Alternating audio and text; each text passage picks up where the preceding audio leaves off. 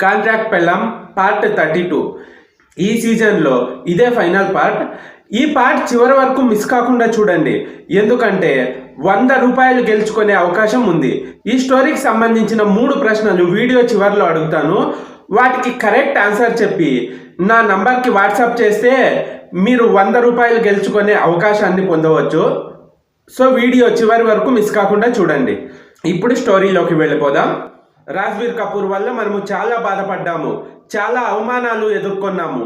అందుకే అతని కూతుర్ని నువ్వు పెళ్లి చేసుకోవడానికి వీల్లేదు అని వసుంధర వర్ధన్ సిద్ధార్థ్ చేయి పట్టుకొని తీసుకెళ్లడానికి ప్రయత్నిస్తుంది. అప్పుడు సిద్ధార్థ్ తన చేతిని వెనక్కి లాక్కొని నేను సన్నిధిని వదిలి ఎక్కడికి రాను అని అంటాడు. ఆ మాటలకి వసుంధర వర్ధన్కి చాలా కోపం వస్తుంది. సిద్ధార్థ్, ఇప్పటి వరకు నువ్వేం చెప్పినా నేను అడ్డు చెప్పలేదు, కానీ ఈ విషయంలో అది కూడా సన్నిధి రాజ్వీర్ కపూర్ కూతురు అని తెలిసాక ఎందుకు అడ్డు చెప్తున్నానో ఒక్కసారి ఆలోచించు. కపూర్ ఫ్యామిలీకి మన ఫ్యామిలీకి ఉన్నది కేవలం బిజినెస్ శత్రుత్వం మాత్రమే కాదు, అంతకు మించిన శత్రుత్వం ఉంది. 25 ఏళ్ల పగ ఉంది. అలాంటి ఫ్యామిలీలో పుట్టిన అమ్మాయి ఎప్పటికీ మన ఇంటి కోడలి కాలేదు. ఎందుకు చెప్తున్నానో అర్థం చేసుకో అంటుంది వసుంధర వర్ధన్. వసుంధర మాటలకి సిద్ధార్థ్ గట్టిగా ఊపిరి తీసుకొని వదిలి, సరే నాన్నమ్మ, మీరు చెప్పినట్టు నేను వినాలి అంటే మొదట నాకు 2 ఫ్యామిలీలకు ఉన్న శత్రుత్వం ఏంటో చెప్పండి అని అడుగుతాడు. అప్పుడు వసుంధర, అవన్నీ నీకు ఇప్పుడు చెప్పలేను అనగానే రాజ్వీర్ కపూర్, అవి చెప్తే నిజానిజాలు తెలుసుకోకుండా తప్పు చేసింది ఎవరో చెప్పాల్సి వస్తుంది. అందుకే మీ నాన్నమ్మ చెప్పడం లేదు. ఒకరి స్వార్థం తల్లి కూతుర్లను విడదీసింది, 2 స్నేహితులను దూరం చేసింది, అన్న చెల్లెళ్ళ రక్త సంబంధాన్ని సమాధి చేసింది. ఆ ఒక్కరి స్వార్థం చివరకు నా భార్యను చంపి నా కూతుర్ని నాకు దూరం చేసి అనాథను చేసింది అనగానే వసుంధర వర్ధన్ కోపంగా, ఆ ఒక్కడు నువ్వే కదా అని అంటుంది. నేను అని నువ్వు అంటున్నావు, నేను కాదు అని నేను అంటున్నాను. కానీ ఆ ఒక్కరు ఎవరో నాకన్నా బాగా నీకు, నీ అంతరాత్మకు తెలుసు అంటాడు రాజ్వీర్ కపూర్. సన్నిధి సిద్ధార్థ్కి వీరి మాటల్లోని లోతు అర్థం కాలేదు, కానీ జరిగిపోయిన గతంలో చాలా బాధలు, కష్టాలు, కన్నీళ్లు ఉన్నాయని అర్థమైంది. అప్పుడు వసుంధర వర్ధన్, సిద్ధార్థ్, నీ ముందు ఉన్నది ఒకటే దారి. ఆ హంతకుడు కూతురు సన్నిధి కావాలా, ఎంతో పేరు పొందిన వర్ధన్ ఫ్యామిలీ కావాలా అని అడిగితే సిద్ధార్థ్ క్షణం కూడా ఆలోచించకుండా, నాకు సన్నిధి కావాలి నాన్నమ్మ. గతంలో ఏదో జరిగిందని, ఎవరో ఏదో చేశారని ఇప్పుడు నేను ప్రాణంగా ప్రేమించిన సన్నిధిని వదులుకునే ప్రసక్తే లేదు అంటాడు. అయితే నా నిర్ణయం కూడా విను అని వసుంధర ఏదో చెప్పాలనుకునే లోపే ఆమె ఫోన్కి ఒక నంబర్ నుండి ఫోన్ వస్తుంది. ఆ నంబర్ చూడగానే వసుంధర మొహంలో ఆశ్చర్యం కనిపిస్తుంది. ఆమె చేతులు వణుకుతాయి. ఆ నంబర్ నుండి చాలా ఏళ్ల తర్వాత తన ఫోన్కి కాల్ వచ్చి ఉంటుంది. కానీ ఆ నంబర్ ఆమె మనసులో చాలా బాగా గుర్తుండిపోయింది. ఆ కాల్ రిసీవ్ చేసి, జానకి అని అంటుంది. ఆ పేరు వినగానే ఇక్కడ రాజ్వీర్ కపూర్ కూడా ఆశ్చర్యపోతాడు. అతని కళ్ళల్లో ఆశ్చర్యం సన్నిధి గమనించింది. ఇటు సిద్ధార్థ్ ఆశ్చర్యపోతాడు. వసుంధర వర్ధన్ మాట్లాడుతూ, ఇన్నేళ్ల తర్వాత మేము గుర్తొచ్చామా? కనీసం ఒక్కసారైనా మాతో మాట్లాడాలి అనిపించలేదా? నువ్వు లేని వర్ధన్ నిలయం దేవత లేని గుడిలా బోచిపోయింది. నీ రాక కోసం ఎదురు చూస్తుంది అని వసుంధర చాలా ఎమోషనల్గా మాట్లాడుతుంది.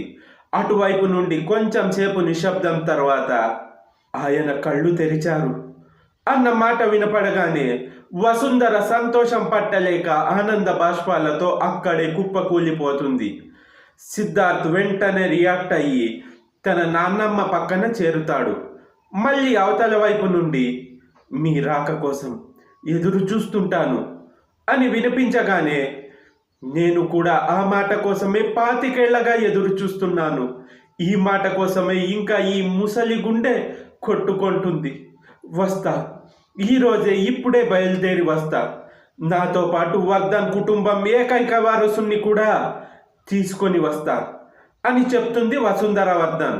ఆ మాట వినపడగానే అవతలి వైపు వారు కాల్ కట్ చేస్తారు. వెంటనే వసుంధర, సిద్ధార్థ్, మనం ఈరోజు ఇప్పుడే లండన్ వెళ్తున్నాం, మన ప్రైవేట్ జెట్లో ప్రయాణానికి ఏర్పాట్లు చెయ్యి అనగానే సిద్ధార్థ్ కూడా కాస్త ఎమోషనల్గా, నన్నమ్మ అంటే అమ్మ అనగానే, అవును, మనం వెళ్ళాల్సిన సమయం వచ్చింది అని రాజ్వీర్ వైపు కోపంగా చూసి, నా కొడుకు కళ్ళు తెరిచాడు, ఇక నోరు తెరిస్తే హంతకులను నా చేతులతో నేనే చంపేస్తా అని అక్కడి నుండి వెళ్ళిపోతుంది. రాజ్వీర్ కపూర్కి అప్పటికే కన్నీళ్లు వస్తూ ఉంటాయి. సిద్ధార్థ్ సన్నిధి మొహాన్ని తన చేతుల్లోకి తీసుకొని, నేను రావడానికి కొన్ని రోజులు పడుతుంది, అంతవరకు జాగ్రత్తగా శారదమ్మతో ఉండు, నేను రాగానే అన్ని ప్రాబ్లమ్స్ క్లియర్ చేసి అందరి సమక్షంలో అందరి ఆశీర్వాదాలతో ఘనంగా పెళ్లి చేసుకుందాం, జాగ్రత్త, బాయ్ అని ఆమె నుదుటిపైన ముద్దు పెట్టి వెళ్ళిపోతాడు. సన్నిధి రాజ్వీర్ కపూర్ వైపు చూసి, నా మనసులో చాలా ప్రశ్నలు మెదులుతున్నాయి, కానీ నేను మిమ్మల్ని ఈ పరిస్థితుల్లో అడగలేను, కానీ 2 ప్రశ్నలు అడుగుతాను, వాటికి వీలైతే సమాధానం చెప్పండి. 1, మా అమ్మని చంపింది మీరా కాదా? 2వది, ఇందాక వసుంధర వర్ధన్ గారు జానకి అని పేరు పలకగానే మీ కళ్ళల్లో ఆశ్చర్యం, ఆవిడ ఫోన్ మాట్లాడుతున్నంతసేపు మీ కంట్లో కన్నీళ్ళు ఎందుకు అని అడుగుతుంది. అప్పుడు రాజ్వీర్ సన్నిధి వైపు చూసి, క్షమించు సన్నిధి, నువ్వు అడిగిన ప్రశ్నలకు నేను సమాధానం చెప్పలేక కాదు, వాటికి సమాధానం ఎవరు చెప్పాలో వారే చెప్పాలి అంటాడు. అప్పుడు సన్నిధి, ఎవరు చెప్పాలి అని అడుగుతుంది. వసుంధర వర్ధన్ చెప్పింది కదా, తన కొడుకు నోరు తెరిస్తే అన్ని నిజాలు బయటికి వస్తాయని. చూద్దాం, కాలం ఇంకా ఎంతకాలం నన్ను హంతకుడిగా పిలుస్తుందో అని అంటాడు రాజ్వీర్. సన్నిధికి ఏదో ఆలోచన వచ్చి, సరే, నేను సిద్ధార్థ్ తిరిగి ఇండియా వచ్చేంత వరకు శారదమ్మతో ఉంటాను, మీరు జాగ్రత్త అని చెప్పి అక్కడి నుండి వెళ్ళిపోతుంది. రాజ్వీర్ కపూర్కి గతంలో జరిగింది మొత్తం కళ్ళ ముందు మెదిలింది. అతని కన్నీళ్లు ఆగలేదు. ఇటు సన్నిధి హాస్పిటల్ నుండి శారదమ్మ ఫ్లాట్కి చేరుకుంది. సన్నిధి రాకను చూసిన శారదమ్మ, సన్నిధి వచ్చావా, రా, నీకోసం కాఫీ పెట్టనా అని అడుగుతుంది. నాకు కాఫీ వద్దు శారదమ్మ, సమాధానాలు కావాలి. నాకు ఒక్క విషయం చెప్పు, మా అమ్మ చావుకి కారణం ఎవరు అని అడుగుతుంది.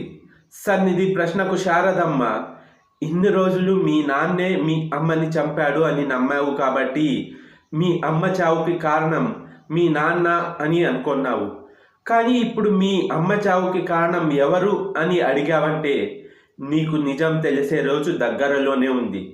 కానీ ఒక్క మాట సన్నిధి, మీ నాన్న ఏ తప్పు చేయలేదు, మీ నాన్న ఏది చేసినా నీకోసమే చేశాడు, అది మాత్రం నిజం అని అంటుంది.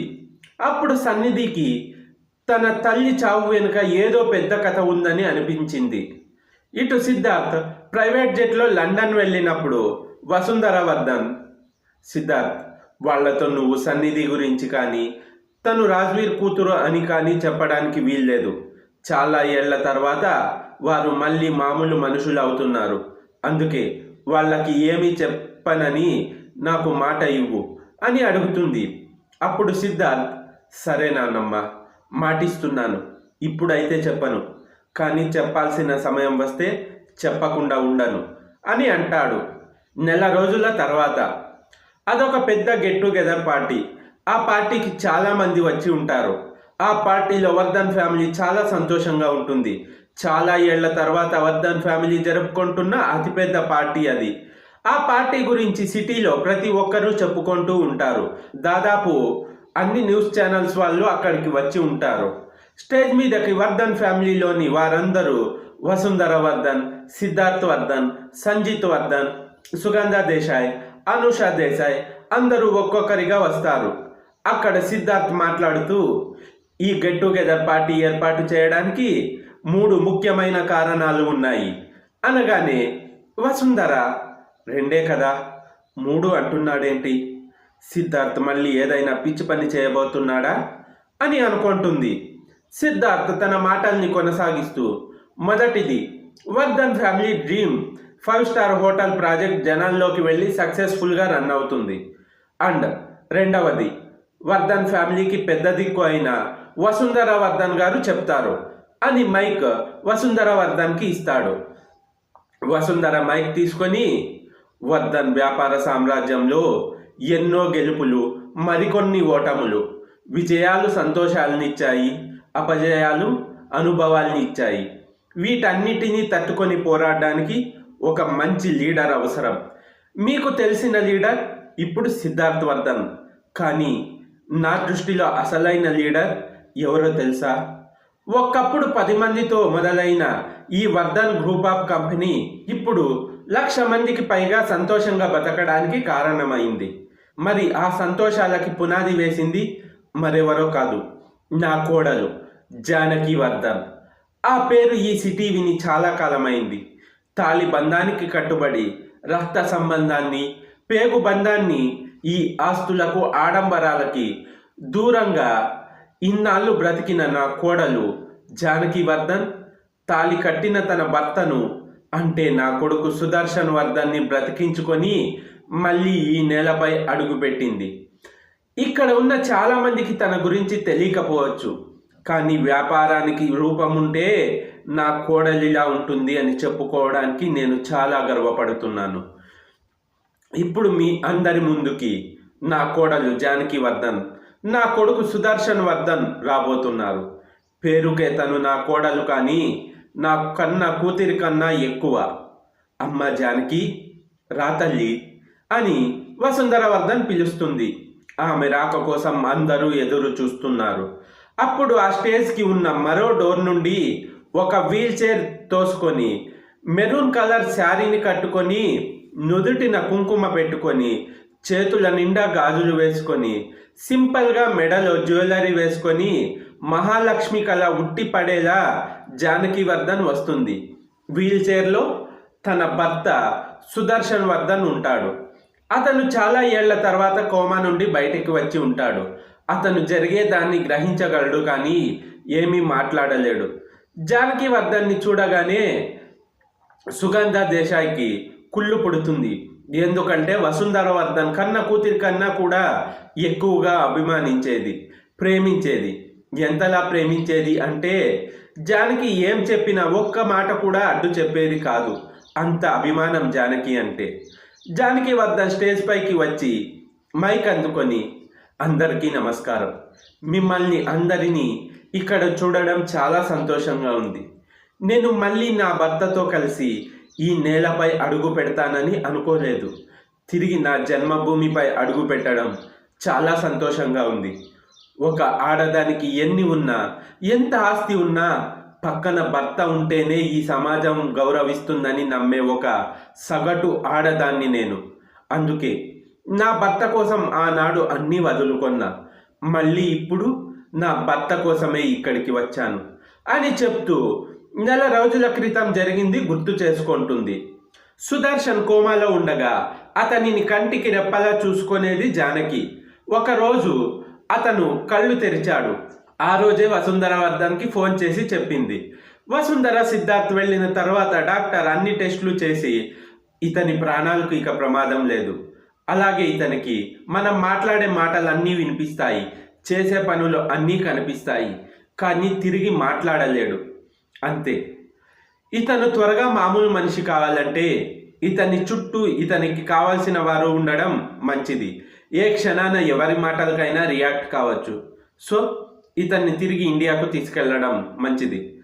అలాగే మరికొన్ని టెస్టులు, చెకప్లు చేసి అన్నీ పూర్తయిన తర్వాత ఇండియాకి తీసుకెళ్ళండి. అలాగే ఇతనికి ఇష్టమైన ప్రదేశాలు చూపించండి. అప్పుడు ఇతను తిరిగి మామూలు మనిషి అవుతాడు అని చెప్పి ఉంటాడు.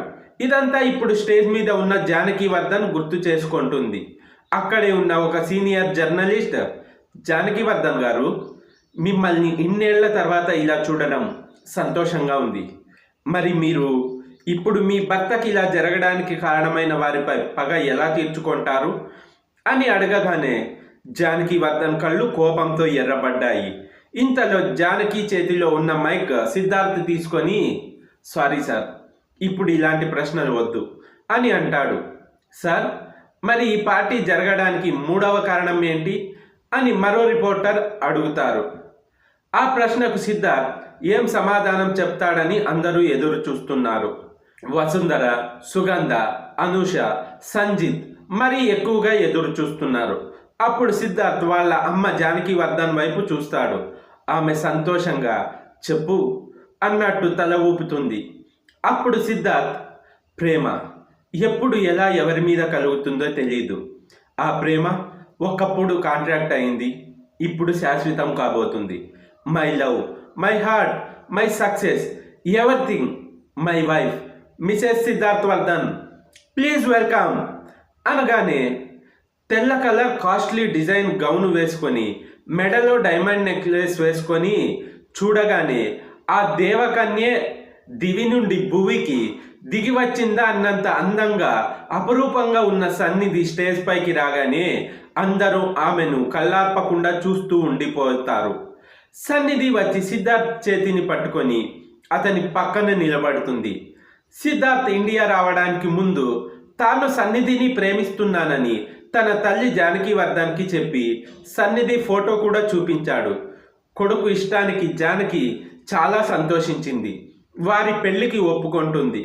తర్వాత ఇండియా వచ్చాక సన్నిధికి సిద్ధార్థ్ ఫోన్ చేసి మాట్లాడి మన పెళ్లికి అమ్మ ఒప్పుకుంది అని చెప్పి తన కోసం white colour costly gown, diamond necklace ఇలా అన్ని పంపించి ఉంటాడు. ఇప్పుడు అవే సన్నిధి వేసుకొని వచ్చి ఉంటుంది. సిద్ధార్థ్ చేసిన పనికి వసుంధర కోపంతో రగిలిపోతూ ఉంటుంది. అనూష, సుగంధ అసహనంగా ఉంటారు. సిద్ధార్థ్ సన్నిధి చేయి పట్టుకొని, సిద్ధార్థ్, సన్నిధి ఎందుకు నా లైఫ్లో స్పెషల్ అంటే నా డ్రీమ్ ప్రాజెక్ట్ అయిన 5 స్టార్ హోటల్ ప్రాజెక్ట్ మళ్ళీ నాకు రావడానికి సన్నిధి కారణం. అండ్ అలాగే మీ అందరి ముందు ముఖ్యంగా మా అమ్మా నాన్నల ఆశీస్సులతో సన్నిధిని మరొకసారి పెళ్లి చేసుకోబోతున్నాను అని సిద్ధార్థ సన్నిధిని జానకి వర్ధన్కి పరిచయం చేశాడు. సన్నిధి వెళ్ళి జానకి వర్ధన్, సుదర్శన్ వర్ధన్ పాదాలను తాకి నమస్కరించింది. సన్నిధి సుదర్శన్ వర్ధన్ పాదాలను తాకినప్పుడు అతనిలో చిన్నపాటి కదలికలు వచ్చాయి, కానీ అది ఎవ్వరూ గమనించలేదు. ఆ పార్టీ తర్వాత న్యూస్ ఛానల్స్ వాళ్ళు వెళ్ళిపోయారు. బంధువులు, ఫ్యామిలీ ఫ్రెండ్స్ వచ్చి జానకి వర్ధన్, సుదర్శన్ వర్ధన్ని విష్ చేస్తున్నారు. జానకి సిద్ధార్థ్తో మాట్లాడుతూ, నాన్న సిద్ధు, సన్నిధి నాకు చాలా బాగా నచ్చింది. తనని చూస్తుంటే ఎందుకో తను నాకు చాలా దగ్గర అమ్మాయిలా అనిపిస్తుంది. రేపు ఒకసారి సన్నిధి వాళ్ళ అమ్మ నాన్న ఇంటికి వెళ్ళి పెళ్ళికి ముహూర్తాలు పెట్టుకుందాం, సరేనా అంది జానకి. అమ్మా, అది మనం వాళ్ళ ఇంటికి వెళ్ళడం అంటే అని నసుగుతున్నాడు సిద్ధార్థ్. పోని వాళ్ళనే మన ఇంటికి రమ్మను అంది జానకి వర్ధన్. సిద్ధార్థ్ మౌనంగా ఉంటే మధ్యలోకి వసుంధర వర్ధన్ వచ్చి, మీ అమ్మ చెప్తుంది కదా సిద్ధార్థ్, సన్నిధి అమ్మా నాన్నలను తీసుకురాగలవా? తీసుకొచ్చి పరిచయం చేయగలవా? పరిచయం చేసి పెళ్లి చేసుకోగలవా అని సిద్ధార్థ్ వైపు కోపంగా చూస్తూ అంది వసుంధర వర్ధన్. ఏమైంది అత్తయ్య, ఎందుకు అలా అంటున్నారు అని అడిగింది జానకి. సిద్ధార్థ్ చాలా తెలివైనవాడు జానకి, అందుకే నీకు సన్నిధి గురించి మాత్రమే చెప్పాడు, అసలు చెప్పాల్సిన విషయం చెప్పలేదు అంటుంది వసుంధర. ఆ మాటకి సుగంధ, అనూష చెప్పాల్సిన విషయం అంటే ఏంటి, కాంట్రాక్ట్ మ్యారేజ్ గురించా అని ఆలోచిస్తూ ఉన్నారు. మళ్ళీ వసుంధర మాట్లాడుతూ, చెప్పు సిద్ధార్థ్, సన్నిధి అమ్మా నాన్న గురించి మీ అమ్మ అడుగుతుంది, నువ్వు చెప్తావా నన్ను చెప్పమంటావా అనగానే నేను చెబుతాను అని ఒక మగ గొంతు వినిపిస్తుంది. ఆ గొంతు వినిపించిన వైపు అందరూ చూశారు. 50 ఏళ్ల అతను white shirt, black pant, black coat వేసుకొని చేతికి కాస్ట్లీ వాచ్ పెట్టుకొని చేతిలో ఫ్లవర్ బొకే తీసుకొని ముందుకు నడుస్తూ వస్తున్నాడు. ఆ వ్యక్తిని చూడగానే అందరూ ఒక్కసారిగా షాక్ అయిపోయారు. అందరికన్నా ఎక్కువగా జానకి వర్ధన్ కళ్ళల్లో ఆశ్చర్యం, కోపం కనిపించాయి. ఇప్పుడు ఇక్కడికి ఇతనెందుకు వచ్చాడు అని అందరూ అనుకున్నారు, సిద్ధార్థ సన్నిధితో సహా. ఆ వ్యక్తి వచ్చి జానకివర్ధన్ ముందు నిలబడి తన చేతిలో ఉన్న ఫ్లవర్ బొకేను అందిస్తూ welcome back to India Janaki అన్నాడు. అప్పటికే జానకి కళ్ళు చితినిప్పుల్లా ఎర్రగా మారాయి. అతను అందిస్తున్న ఫ్లవర్ బొకేని నేల మీదకి విసిరి కొట్టి, మళ్ళీ ఏం చేయడానికి మా జీవితంలోకి వచ్చావు అని కోపంగా అంది. ఆ వ్యక్తి బాధగా, అలా అనకమ్మా, నన్ను నువ్వే అర్థం చేసుకోకపోతే ఎలా? ఎంతైనా నేను నీ అన్నని, నువ్వు నా చెల్లివి అని కళ్ళల్లో నీళ్లు పెట్టుకున్నాడు. ఇక చాలు, ఆపండి మిస్టర్ రాజ్వీర్ కపూర్, ఆపండి మీ నాటకాలు. చెల్లెలకి పసుపు కుంకాలు ఇచ్చే అన్నలని చూశాను, కానీ మీలా చెల్లెలు పసుపు కుంకాలను తుడిచేయాలి అనుకునే అన్నను మిమ్మల్నే చూస్తున్నాను అని అంటుంది జానకివర్ధన్. అవును, ఆ వచ్చిన వ్యక్తి రాజ్వీర్ కపూర్, సన్నిధి తండ్రి రాజ్వీర్ కపూర్, సిద్ధార్థ తల్లి జానకివర్ధన్ అన్నా చెల్లెళ్ళు అని తెలియగానే సిద్ధార్థ, సన్నిధి, అనూష, సంజిత్ ఆశ్చర్యపోయారు. జరిగేది చూస్తూ శిలలా ఉండిపోయారు. జానకి, నీ పసుపు కుంకాలు నేనెందుకు దూరం చేయాలనుకుంటాను? దయచేసి అలా మాట్లాడకు. నువ్వు అలా మాట్లాడుతుంటే చచ్చిపోవాలనిపిస్తుంది అన్నాడు రాజ్వీర్ కపూర్. అయితే చచ్చిపో. నిన్ను ప్రేమించి పెళ్లి చేసుకున్న పాపానికి నా చిన్న కూతురు సునందాన్ని చంపావు. ఎందుకు ఇలా చేశావని అడిగినందుకు నా కొడుకు ఈ గతి పట్టించావు. నీ చెల్లులుగా పుట్టినందుకు జానకి ఇంత బాధపడేలా చేశావు. ఇంతమంది ఉసురు పోసుకొని బ్రతికే బదులు చచ్చిపో అంది వసుంధరవర్ధన్. ఆ మాటతో సన్నిధి, సిద్ధార్థ్ మరింత ఆశ్చర్యపోయారు. సిద్ధార్థ్ కాస్త అయోమయంగా ఉంటే సన్నిధికి తన తల్లి సునంద మరెవరో కాదు, వసుంధరవర్ధన్ చిన్న కూతురు అని అర్థమైంది. ఈరోజు గతం తాలూకు ఎన్నో నిజాలు బయటపడుతున్నాయి అనుకుంది. కానీ తన తల్లి చావుకి కారణం తన తండ్రి కాదని ఇప్పుడు సన్నిధి గట్టిగా నమ్ముతుంది. నా భార్యను చంపుకునేంత నీచుణ్ణి కాదు నేను వసుంధరవర్ధన్. మాటలు జాగ్రత్తగా రాని, వయసులో పెద్దదానివి, నా భార్యకు తల్లివి అని ఊరుకుంటున్నాను. నా భార్య చావుకి కారణం ఎవరో, నీ కొడుకు ఈ గతి పట్టడానికి కారణం ఎవరో త్వరలోనే అన్నీ బయటికి వస్తాయి అని రాజ్వీర్ కపూర్ సుగంధ వైపు చూస్తూ అన్నాడు. వీడేంటి నా వైపు చూస్తూ మాట్లాడుతున్నాడు? వీణ్ణి ఎక్కువసేపు ఇక్కడ ఉండనిస్తే నాకే ప్రాబ్లం అని సుగంధ మనసులో అనుకొని, రే, ఇక్కడికి గొడవ చేయడానికే వచ్చావా? మేము ప్రశాంతంగా ఉండడం నీకు ఇష్టం లేదా? అసలు నిన్ను ఎవరు లోనికి రానిచ్చారు? బయటికి నడు అని కపూర్ కాలర్ పట్టుకుంది సుగంధ. కాలర్ పట్టుకున్న సుగంధ చెయ్యిని పట్టుకొని పక్కకు తోసేస్తాడు రాజ్వీర్ కపూర్. అనూష కోపంగా, ఎంత ధైర్యం ఉంటే మా అమ్మని తోసేస్తావు అని రాజ్వీర్ కపూర్ చెంప మీద కొడుతుంది.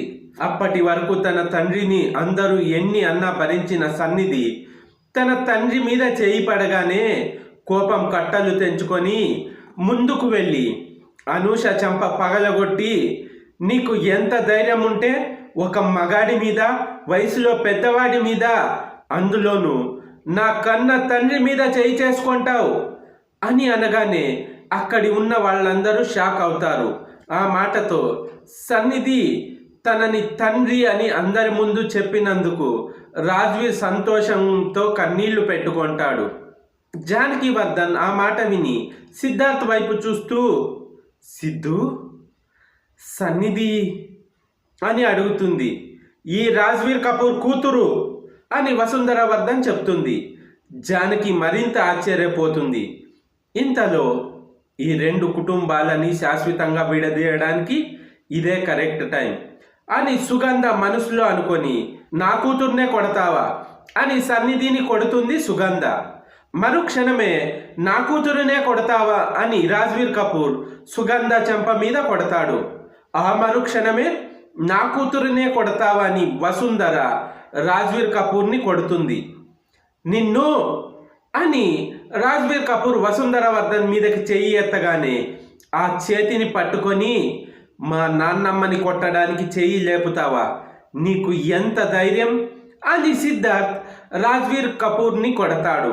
ఒకరు తర్వాత ఒకరు తన తండ్రిని కొట్టడంతో సన్నిధి కోపం నశాలానికి ఎక్కి సిద్ధార్థ చెంపపై కొట్టేస్తుంది. ఇక మా నాన్నపై ఎవరి చేయి అయినా పడితే చంపేస్తాను అని అంటుంది సన్నిధి.